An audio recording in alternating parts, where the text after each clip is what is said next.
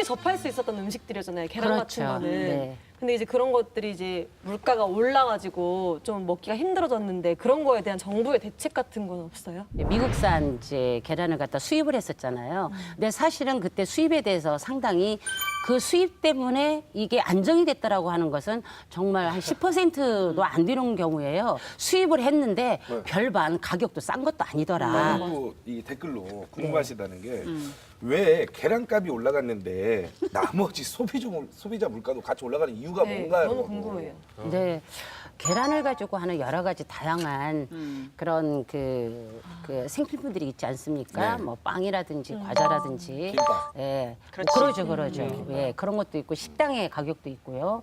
벌써 이제 식당에서도 뭐 계란찜을 빼버리고 가격을 좀 다운을 시켰지만 결국은 소비자로서는 가격이 오른 측면으로 그렇죠. 이렇게 오게 되고요. 그러니까 이제 저희가 그 우려하는 부분은 이렇게 문제가 발생하면 이제 생산 농가라든지 이런 쪽에 집중해서 이제 대책을 내놓으시잖아요. 근데 이제 국민한테 하는 것은 겨우 이제 지상파 광고를 통해 가지고 이제 공익 광고 캠페인 정도죠. 사실은 소비자들이 어디에 어느 한 공간에서 정보를 좀 제대로 받을 수 있는 우리가 말하는 어떤 컨트롤 타워라고 할까요? 그런 집중되어 있는 공간이 없다라는 얘기죠. 그래서 이런 것들이 AI뿐만이 아니라 다른 정책까지도 이렇게 파급 효과가 있지 않는가 생각합니다. 이런 가축 질병들이 유행할 때 우리 소비자들이 알아야 할 것들에 대해서 좀 알려주셨으면 좋겠어요. 사실은 정부에서 이제 어떤 대책이 나오면 따라야 된다고 봅니다. 그래서 특히 그 이동권 있죠. 이 이동권 부분은요, 내가 실질적으로 거기에 종사하는 사람이 아니라 하더라도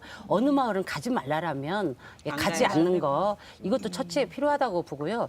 두 번째는 어느 파동이 벌어지면 우리 꼭 그거 안 먹어도 살지 않습니까? 그래서 대체를 할 수 있는 이런 것들을 구매를 하고 그게 좀 잠잠할 때까지 좀 기다려줘 보는 것도 지혜이고요. 세 번째는 정말 하셔야 될 부분이 이 와중에도요, 사재기를 하시는 분들이 있습니다. 반성하십시오. 사재기하는 반성하십시오. 사람들이 있기 때문에 사재기를 하고 있는 어느 사재기를 하는 곳은요, 우리한테 정보를 들어오는 것을 보면은요, 분명히 공간이 있습니다. 그래서 어느 곳에 가봐라 뭐 이런 제보들이 들어오는데요. 좋은 사이가 저희는 이제 혹시 행정하고 같이 가고 있거든요. 사재기 하면 네. 그것도 법적으로 처벌을 받나요? 그러면요. 나쁜 사람들. 집에 있는 계란 다 풀어. 네. 예. 그래서 이런 것들도 감시하고 같이 따르는 그런 행동하는 소비자가 함께 갈 적에 그렇죠. 무임승차하지 않는 소비자가 같이 있을 적에 조금 더 좋은 사회가 되지 않을까.